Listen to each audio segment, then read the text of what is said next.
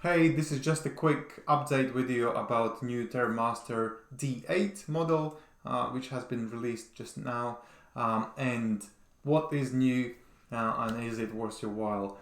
This is an 8-bay box, so before you could, you might be going for Drobo solution, which is becoming more and more like unsupported and unviable and things like that. So people need some sort of alternative, or you might have been having something like Netstor box, which is 8 bay, but it might be limited to Thunderbolt 2 speeds. So what Terramaster has released is this 8 bay box with a built-in hardware RAID controller.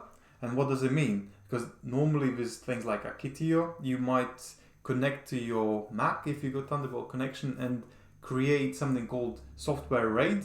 This means that your computer is actually maintaining this RAID on this external enclosure, which may slow down your computer and RAID in general. So faster the CPU, faster all the parity calculations can be calculated. But it adds extra strain on your computer resources, so that wasn't really a great idea. And also the speeds, because of that, normally would be suffering, so you wouldn't be seeing anything great. With this D8, they have this chip, like this sort of a card, which is a controller, which is creating this RAID, so RAID controller inside. And the choice of different RAIDs you can have is quite impressive as well. Because normally you would have something simple like RAID 5, maybe RAID 6, but you can go actually for RAID 0, which means that you merge all of these drives together as one big block, one big drive. There is no protection. If one drive fails, your data is gone. Then, but it's going to be really the fastest solution you could get out, because all these hard drives combined together are going to give each around 150, 200 megabytes. This sort of read and write speeds. And then Thunderbolt 4, which is 40 gigabytes per second, can actually make this happen, that you are transferring files around 2000 megabytes a second, like 2 gigabytes a second, which is like incredibly fast. If you are doing something like 8K or 4K editing, this is really something you would need. But you can also go for RAID 1 option if you probably have only 2 drives, so you can create RAID 1.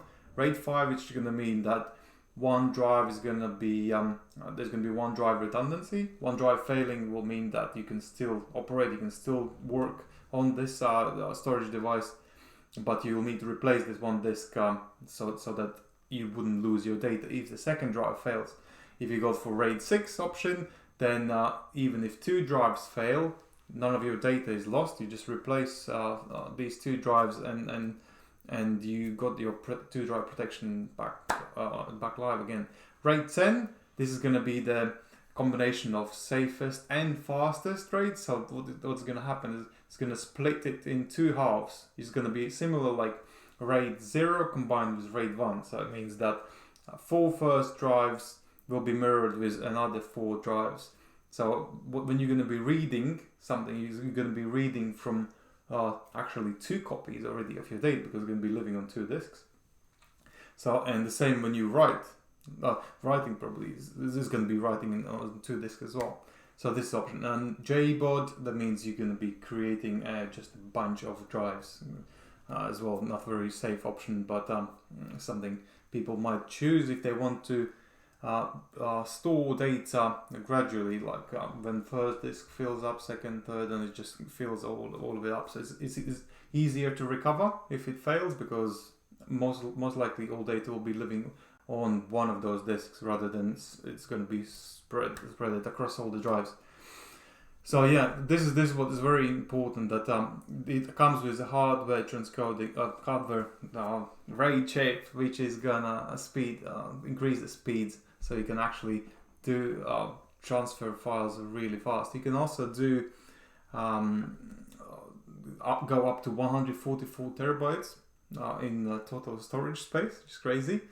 As they mentioned here, they have tested RAID 5 7200 RPM drives, so something like Barracuda probably, or WD Red, or any of these. They didn't mention which drives, but they got speeds around 1900 megabytes a second, which is crazy good.